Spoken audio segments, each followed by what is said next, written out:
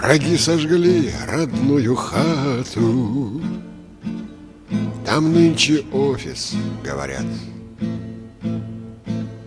Но было то не в 45-м, то было 10 лет назад.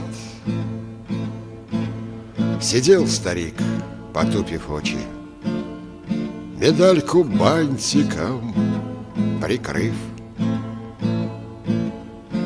и бормотал меж всяким прочим,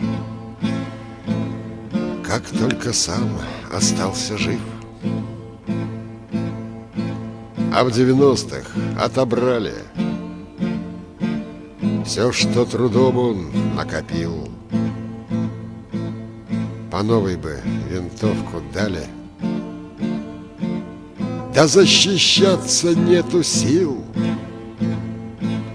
Вот и отгрохали салюты, и снова нынче тишина. И под шуршание валюты забыла прошлая страна. Последней ротой ветераны из вашей жизни в мир иной уходят, спрятав свои раны. Вишок походный фронтовой, что нынче нам в него положат седые внуки той войны. Батончик сникерса, быть может, или карту проданной страны. Что скажете нам напоследок, подняв с баварским банок лес? Спасибо деду за победу. Наклейте на Мерседес, помашите трехцветным флагом нам на обломках той стены, что возвели мы за Рейхстагом от пуль другой уже войны. Мы помним заповедь комбата, что оставлял для нас живых. Храните Родину, ребята,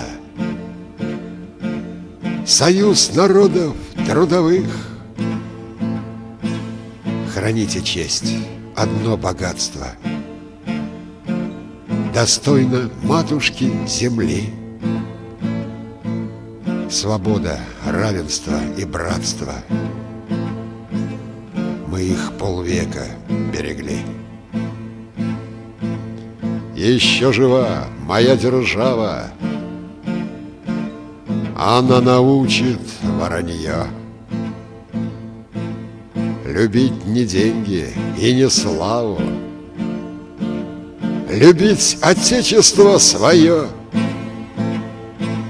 Мы все уж скоро не проснемся,